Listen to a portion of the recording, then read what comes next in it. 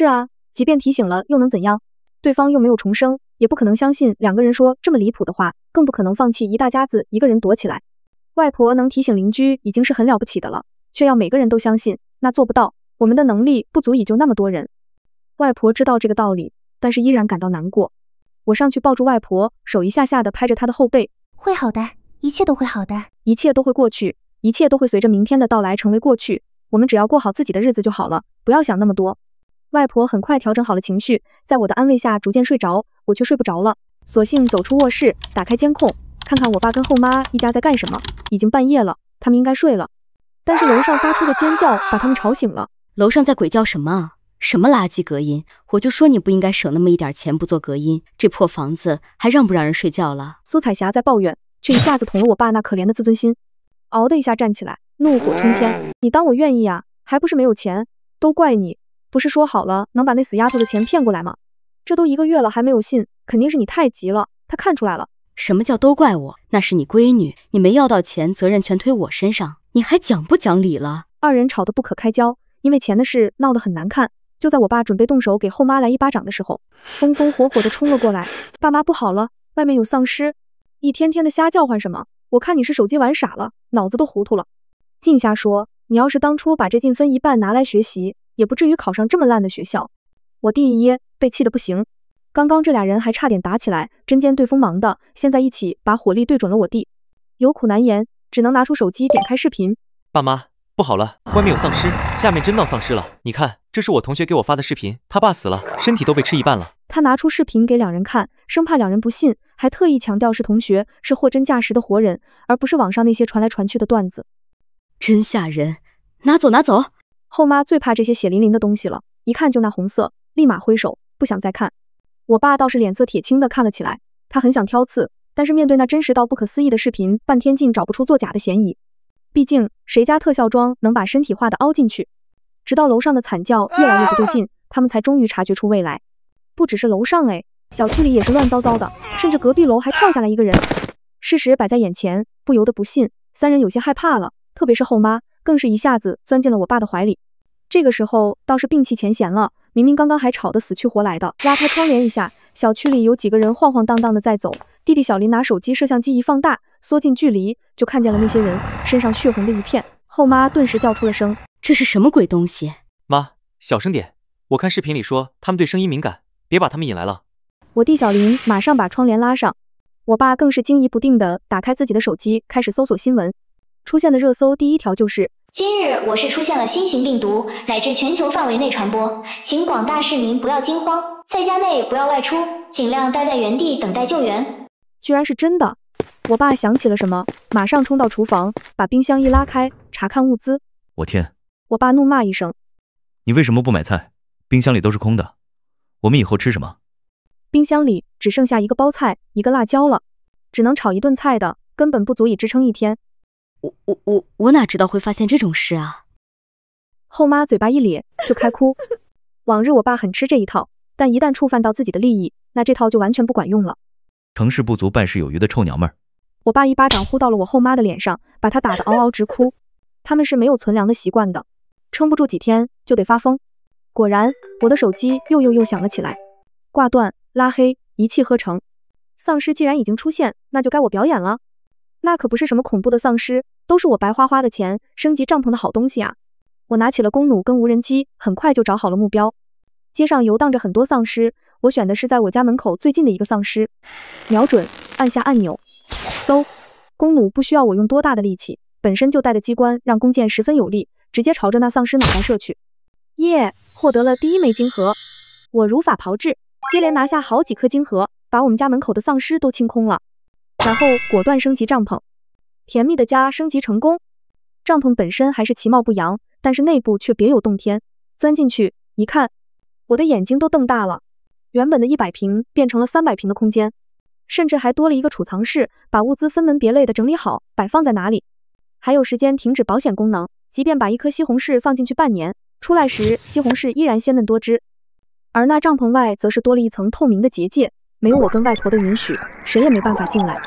我欣喜若狂，直接點擊購買了好幾個螞蟻。螞蟻小小的，只有巴掌大，只有被下達命令時才會變成成人大小，進入戰鬥狀態。平時都如同一個玩具般輕便，圍着帳篷周圍轉，跟護衛隊一樣。只是變大之後消耗得快，得餵給他們吃的，吃些剩飯就能養活。若是沒時間做飯，扔點木頭葉片或者是金核，就可以保證充足的體力。如此一來，倒也省事。我先試驗了下，讓幾隻蟻兵走出了帳篷，走出了安全距離，去往外面大街上與喪屍戰鬥。雖然損失了一點血條，但還是勝利了，給我帶來了新的喪屍金核，兌換了更多的蟻兵。太好了，可以雞生蛋，蛋生雞，沒有什麼比這個更令人興奮的事了。我高興極了，當即就把所有的金核全部兌換成蟻兵，去獵殺喪屍，換取更多的金核。乃至那些被我藏進倉庫裡，實在塞不進去空間裡的物資，也全部讓螞蟻們搬了回來，塞入我擴大了 N 倍的儲藏室裡。這些天，我這邊在火速壯大，擴張勢力，那邊我爸跟我後媽都快餓哭了，相互指責個不停。我翻開監控一看，差點給氣出腦淤血來。這下好了，家裡沒有吃的了，我們娘倆都要餓死，就你閨女享清福。他們不知道怎么居然扯到了我媽的身上。我對我媽了解不多，只知道她是個戀愛腦，最後自殺而死。其他的，誰也不敢對我多說一句。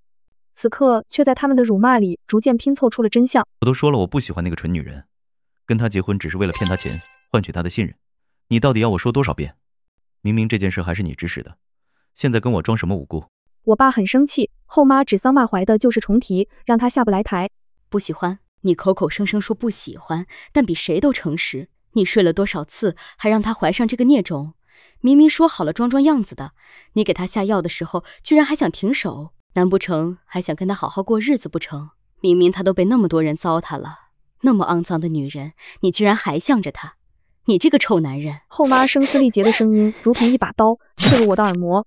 他們說的每個字我都認識，但是為什麼組合在一起我就聽不懂了呢？他們是什麼意思？我媽是被他們害死的嗎？還是以這麼屈辱的方式？我如遭雷擊，差點被氣死過去。媽，你就別叨叨了，要不是我爸捨生取義，娶了那個蠢女人，我們現在哪裡住得起現在的大房子？我弟居然也知道，甚至還能說出這麼無恥的話。媽，你何必跟一個死人計較呢？你一說厭惡那個女人，要我爸趕快解決，我爸不也照做了嗎？馬上就讓他下去了。說起來他還真是嬌氣，不就是被叔叔們睡了嗎？居然3個月就死了，死之前還以為是我爸救了他，覺得對不起我爸。3言2語間，稍微演戲，他就受不了自己去跳樓了。真是可笑哎，第一次遇見這麼傻的女人。他們在笑，對着我跟我媽評頭論足，甚至翻出了曾經的細節細細訴說，仿佛死掉的不是一個人，而是他們引以為傲的戰利品，拿來洋洋得意的炫耀。回想上輩子，我爸也對我說了類似的話。真是沒用的玩意，跟你那死鬼老母一樣矯情。當時我沒聽懂，直到現在才明白，原來是這個意思。原來他們早就露了馬腳，可惜自己沒有往這方面思考，甚至沒有往這方面聯想。怪不得他們理所當然的拿我去換物資，怪不得這樣折辱我，怪不得媽媽會自殺跳樓，怪不得我上輩子如何求饒，祈求對方不要這樣對我。他們所有人都無動於衷。原來我媽是被他們害死的，他們不是我的家人，而是我的仇人。這一刻，我氣得渾身發抖，心臟劇烈的跳動，感到一陣窒息，猛然間被抱入了懷裡。居然是外婆，她不知道什麼時候過來了，顯然早已聽完了全程，此刻只是默默的流淚，沒有說一句話。我很想說些什麼，但是張嘴怎樣也無法發出聲音，只剩下無窮的仇恨。我要報仇，不只是報我的仇，還有我媽媽的仇，我要一併讓他們返還，千倍萬倍的償還給我。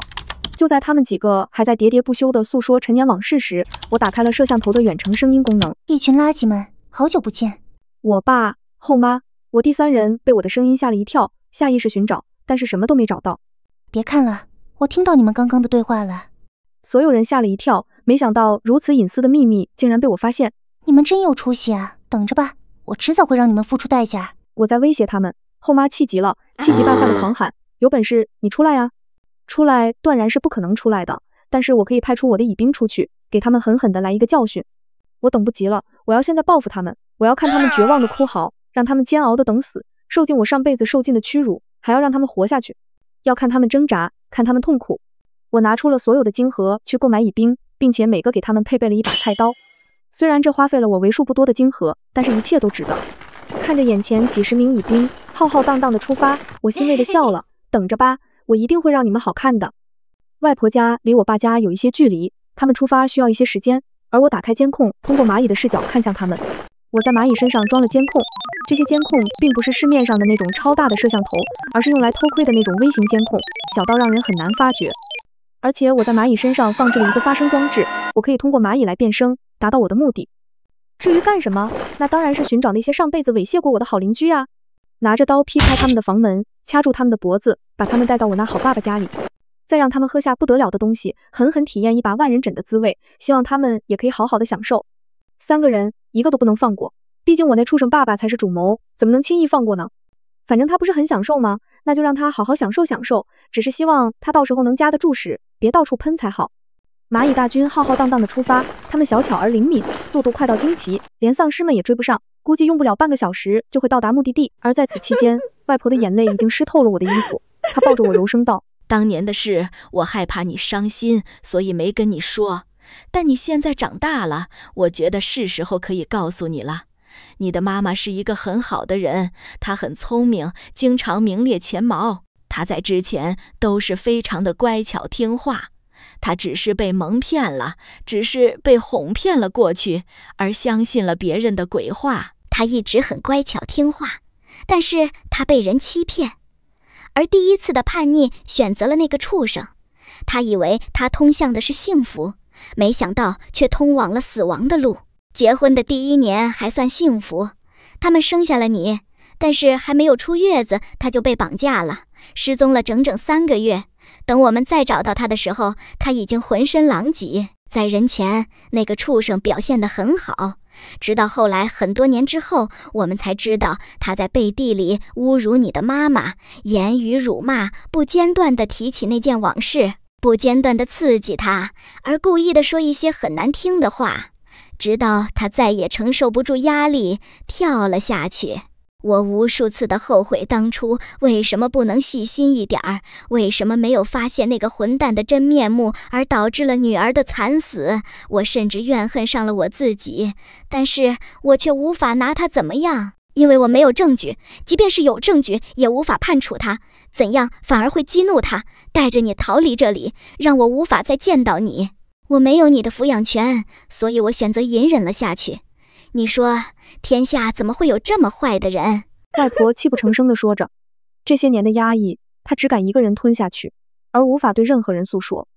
對女兒的愧疚，對孫女的隱瞞，讓她整個人像是被壓彎了的稻草一樣衰老了下去。直到此時，直到此刻，這層窗戶紙終於被捅穿，她才敢把壓抑已久的真相告訴了我。外婆在哭，哭得如同小孩般顫抖，甚至喘不上氣。我一下下地拍打她的後背，輕聲安撫道：他們會得到應有的報應，1000倍萬倍的償還回來。此時，蚂蟻們很快就跑到了我爸家的小區裡，他們分散而來，根據我的指引，而跑到對應的房間門口敲門。蚂蟻的觸手敲打在門上，發出剧烈的響動。誰啊？一個肥胖的男人警惕地詢問。門外似乎不是喪屍，而響起了一道男聲：開門送物資。送物資？現在才是末世前幾天，秩序還未紊亂，大家還是相信有官方的維持秩序，甚至相信官方會救援送些吃的喝的。男人警惕心不足，直接打開了房門。一看周圍並沒有軍隊，而是在地上有一只碩大的足有巴掌大的螞蟻看着他。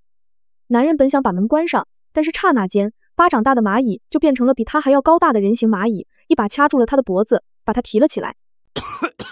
什麼東西？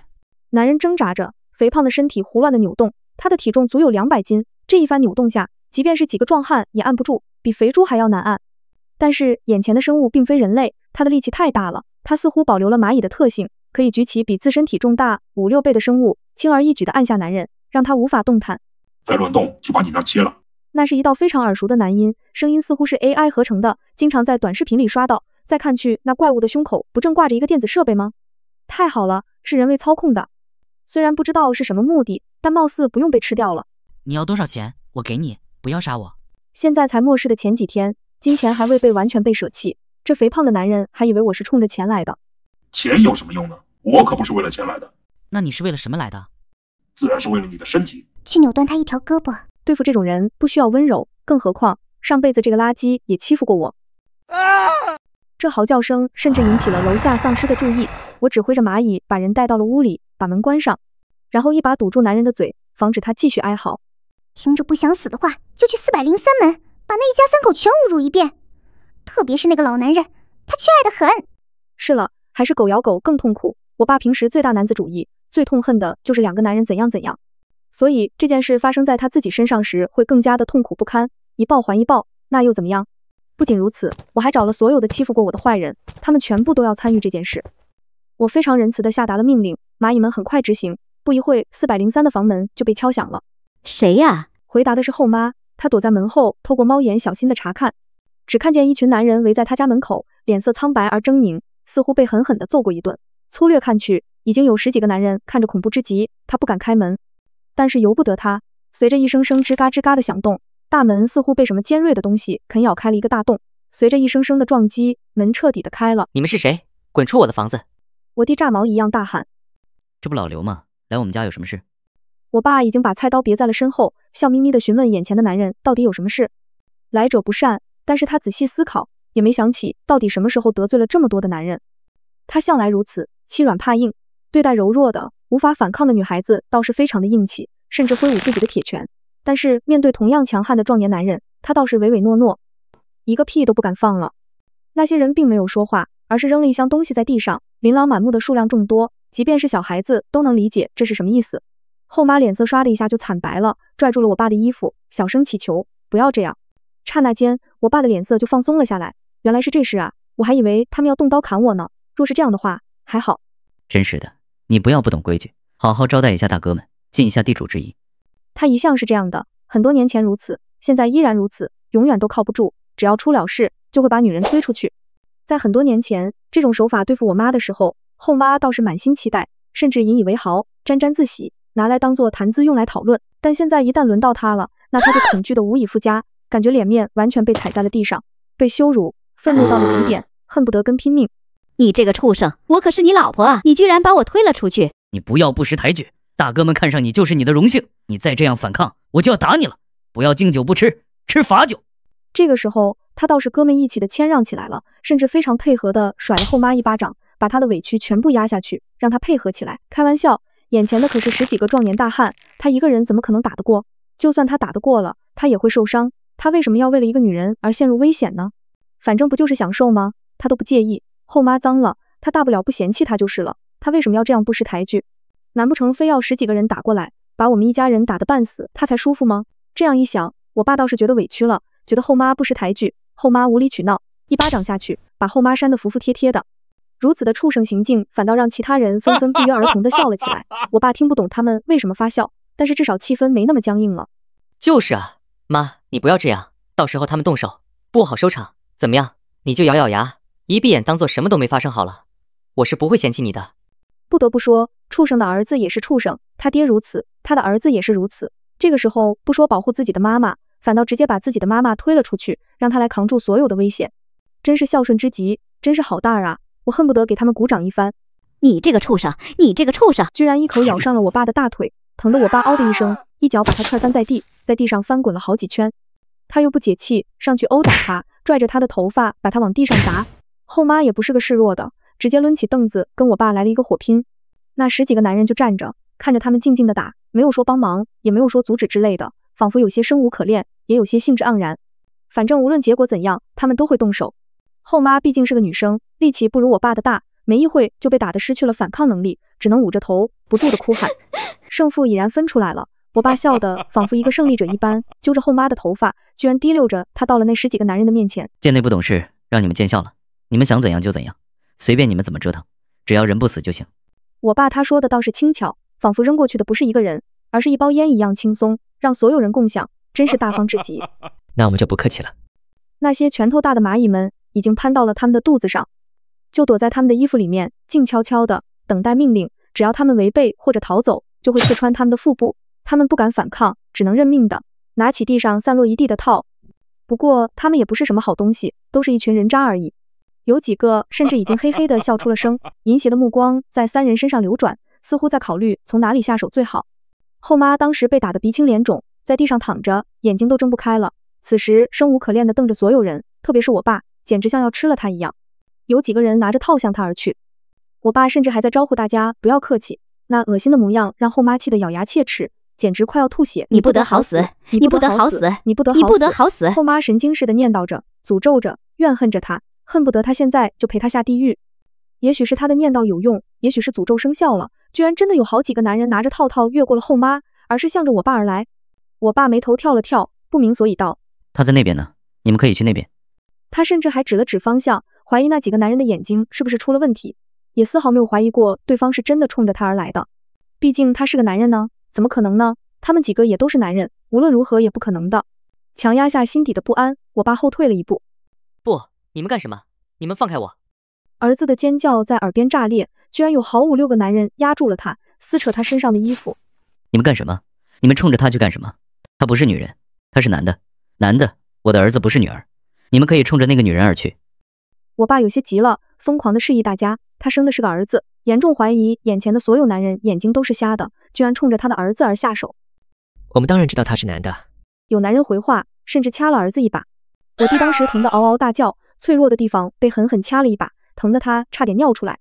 這些瘋子裡面都是變態，變態到什麼程度呢？不覺得有什麼不好，反而樂呵呵的傻笑，更加興奮了。我爸長了一張帥臉，確實是很帥，不然也沒辦法騙到我媽，讓她戀愛腦上頭嫁給他。所以他長得容貌倒是不錯，遺傳的我跟我弟容貌都十分的豔麗、好看、漂亮。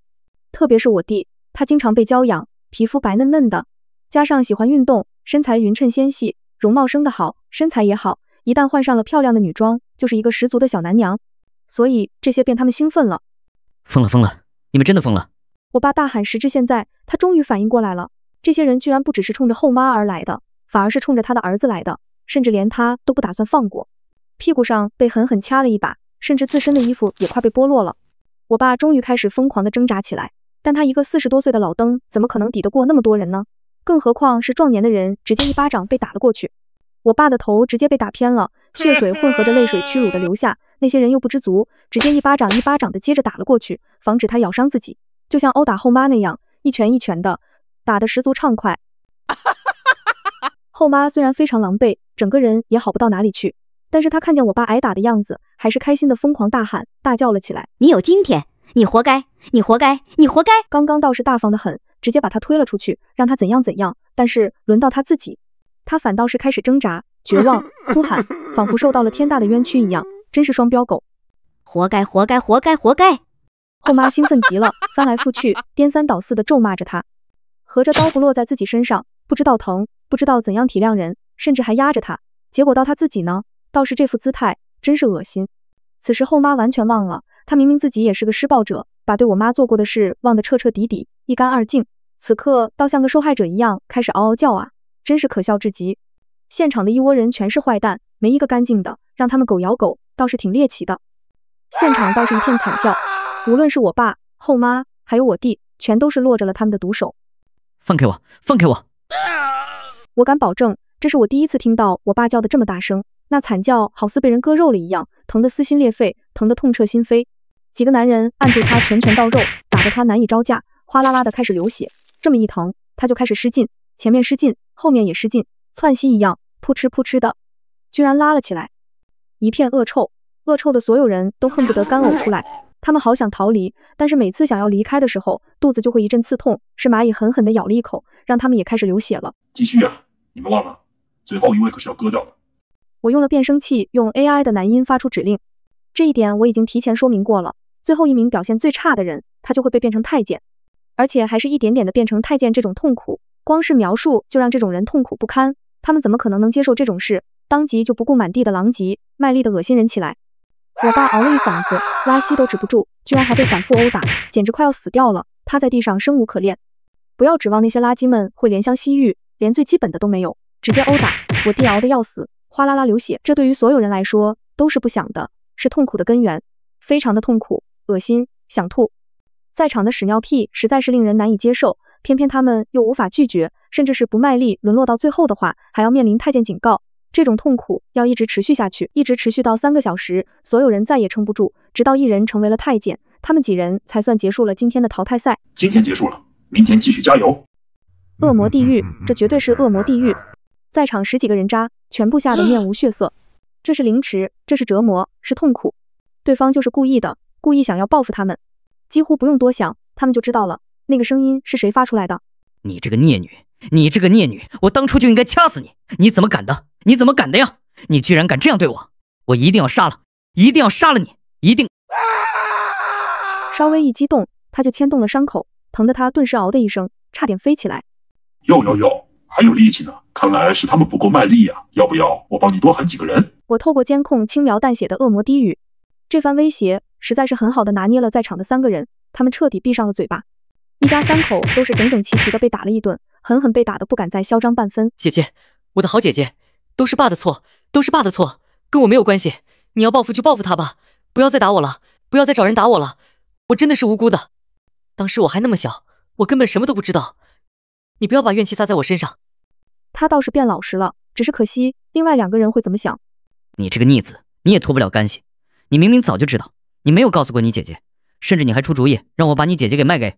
夠了，你個老登！我弟居然掄起了散落在地上的一本書，朝我爸直接砸了過去。我弟他是真的被打老實了，被那麼多人打，打得他都快站不起来了。他是真的不想再挨打了，反手就卖爹。明明都是你的錯，你想吃绝户不說，還非要這樣惡心人。明明都是你害死的，你非要裝，就现在事情暴露了，被人報復，你居然還想把自己推到我這個小孩身上，你到底要不要臉啊？千錯萬錯都是他的錯，你放過我吧。同為女人，你應該理解我的。我現在真的是痛不欲生，悔不當初。求你放過我吧，我可以跟他離婚，我再也不再搭理他了，我會永遠消失在你身邊。求你不要再報復我了。不只是兒子，連他的妻子，我的好後媽也開始背刺他，開始一個勁的脫罪，把罪責全部推到他的身上，試圖想引起我的同情心，讓自己開罪。若是沒有經歷過上輩子慘死的，我可能就相信了。但是上輩子我是怎麼死的呢？其中是誰的主謀，我可是親眼看見了，親耳聽到的，我怎麼可能會原諒他呢？好好享受吧，一直到你們死掉的那一刻。我不會原諒你們所有人，你們所有人都不值得原諒。一家3口整整齊齊的下去往地獄贖罪吧。哦，當然，那10幾個人渣我也不會放過。等利用完了之後，等你們3個下去的時候，他們所有人都要陪着一起進去，熱熱鬧鬧的，多好呀！說完這句話，我立馬把監控關掉，不想再看他們怎樣的嚎叫，怎樣的道歉，而是去泡了一杯熱乎乎的奶茶，並加了很多珍珠。今天的天氣真好呀！以後的天氣也會同樣的陽光明媚，但那些都與那人渣一家3口沒有關係了。